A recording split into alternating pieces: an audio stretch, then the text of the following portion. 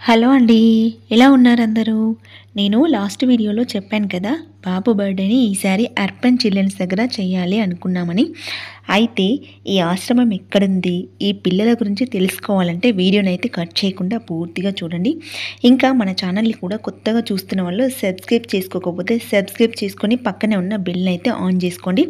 అలా ఆన్ చేస్తేనే నేను పెట్టే ప్రతి వీడియో మీకు నోటిఫికేషన్‌లో వచ్చేస్తుంది. నేను పోస్ట్ చేసిన లాస్ట్ వీడియోలో బాబుది ఎంత మంచి రోజున బర్త్‌డే వచ్చిందో, మేము వెళ్ళిన ఆ శక్తివంతమైన గుడి ఏంటి అనేది అందులో పోస్ట్ చేశాను. ఎవరైనా ఆ వీడియో చూడకపోతే డిస్క్రిప్షన్లో లింక్ ఇస్తాను, చూడండి. ఈరోజు ఎంతటి అద్భుతమైన రోజు కూడా చెప్పాను. సో మిస్ అవ్వకుండా మీరు కూడా తెలుసుకోవాలని అనుకుంటున్నాను. మేము బాబు చేత కేక్ కటింగే కాక ఆ చిన్న చిన్న పిల్లలకి ఫుడ్ కూడా పెట్టాలని అనుకున్నాము. ఫుడ్ కంప్లీట్ అయ్యాక లాస్ట్లో ఫ్రూట్స్ మీ ఆప్షన్ అన్నారు. సో మేమైతే బనానాస్ తీసుకెళ్ళాము. వెళ్ళేటప్పుడు మొత్తానికి వెళ్ళాము అక్కడికి. వాళ్ళు ఏం చెప్పారంటే ముందు కేక్ కటింగ్ అయిన తర్వాత ఫుడ్ పెడదాం సార్ అన్నారు. మేము కూడా ఓకే అన్నాము. నైట్ 8 ఇచ్చారు టైం మాకు. కానీ మేము కేక్ బనానాస్ తీసుకొని 7:40 వరకే వెళ్ళాము.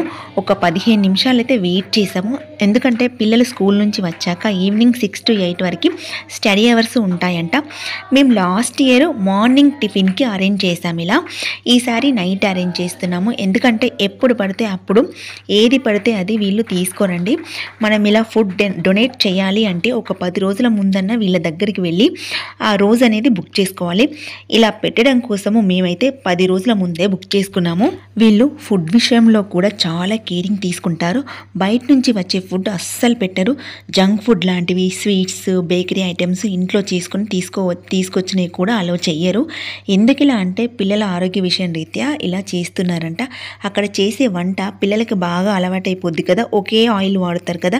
ఎవరన్నా బయట నుంచి తీసుకొచ్చిన ఫుడ్ తింటే అది పిల్లలకి పడకపోతే పాయిజన్ అయ్యి ఫుడ్ ఇన్ఫెక్షన్స్ వస్తాయని అయ్యే ఛాన్సెస్ ఉంటాయని చెప్పేసి వాళ్ళు ముందుగానే బయట తీసుకొచ్చే ఫుడ్ అలో లేదని చెప్పేస్తూ ఉంటారనమాట.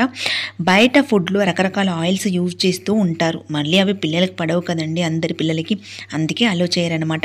కానీ ఘోరం కదా, ఇలా పిల్లల్ని అనాథల్ని చేసిన తల్లిదండ్రులైతే నరకంలో పడి మోక్షం లేకుండా పోతారు. పాపం పసిపిల్లలు ఏం తప్పు చేశారు అసలు?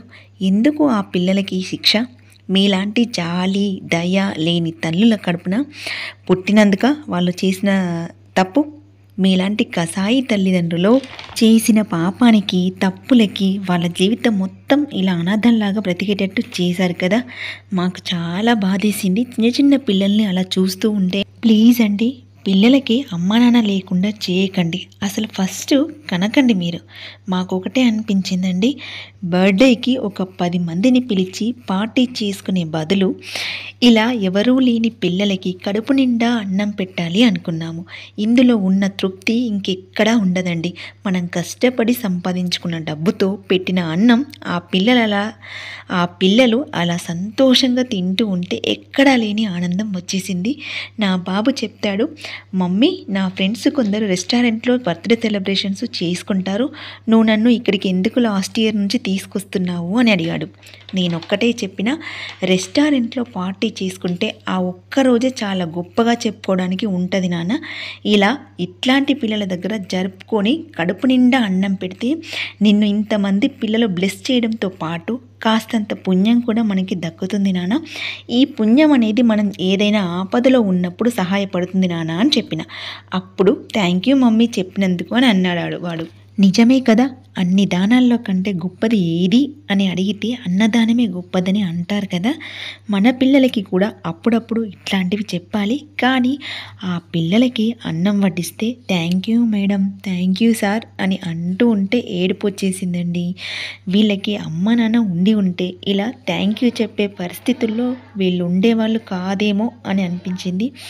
మేమన్నాము వద్ద నాన్నలు థ్యాంక్ యూ చెప్పడం అని. ఇలా వీళ్ళు తినే ముందు ఆ అన్నపూర్ణ దేవిని స్మరిస్తూ అన్నం పెట్టిన వాళ్ళని గుర్తు చేసుకుంటారు. మొత్తం 8:30 వరకు వంటలన్నీ కంప్లీట్ అయిపోయాయంట. నైట్ ఫుడ్లో అన్నం, సాంబార్, ఒక కర్రీ పెడతారంట వాళ్ళు. అక్కడి స్టాఫ్కి కాల్ చేసి ఎగ్ కూడా యాడ్ చేయండి అని చెప్పినాం. వీటితో పాటు ఎగ్ కూడా పెట్టాము. మొత్తం 2500 రూపీస్ అయ్యాయి మాకు. ఫ్రూట్స్కి ఒక 100 రూపీస్ అయ్యాయి. లాస్ట్లో బనానా ఇచ్చేసాము పిల్లలకి. పెరుగు కూడా ఉంటుంది, కానీ వాతావరణం బాగాలేదు, చల్లగా ఉంది కదా, నైట్ టైంలో పెరుగు అవాయిడ్ చేశారంట. మీరు ఒక్కసారి ఆలోచించండి. మన మిడిల్ క్లాస్ ఫ్యామిలీకి ఒక 2500 రూపీస్ అయితే పెట్టగలుగుతాం కదా. ఇలా లేని పిల్లలకి పెడితే ఆ దేవుడు మనకి అంతకంటే ఎక్కువ ఇస్తాడు అని నా నమ్మకం. ఇంతకీ ఈ పిల్లలు ఎంతమంది ఉంటారని చెప్పలేదు కదా. మొత్తం 40 మంది పిల్లలు ఉంటారంట. ఇక్కడ 30 మంది మాత్రమే ఉన్నారు. ఇంకో 10 మంది పిల్లలు ఇంకెక్కడో ఉన్నారంట. ఈ ఆశ్రమం మన కరీంనగర్లో గీత భవన్ తెలుసు కదా మీ అందరికీ. అక్కడి నుంచి వెళ్తే మింట్ రెస్టారెంట్ వస్తుంది, అక్కడ దగ్గరలోనే ఉంటుంది. మీరు ఫుడ్ అనే కాదు, మీకు ఏది తోచినంత అది, అంటే పాలు, కూరగాయలు ఇట్లాంటివి అన్నమాట, ఏవైనా సరే ఇవ్వండి. మీకు ఈ అనాథ పిల్లల గురించి ఇంకేమైనా డీటెయిల్స్ కావాలన్నా లేదంటే మీరేమన్నా డొనేట్ చేయాలన్నా కింద కామెంట్లో చెప్పండి.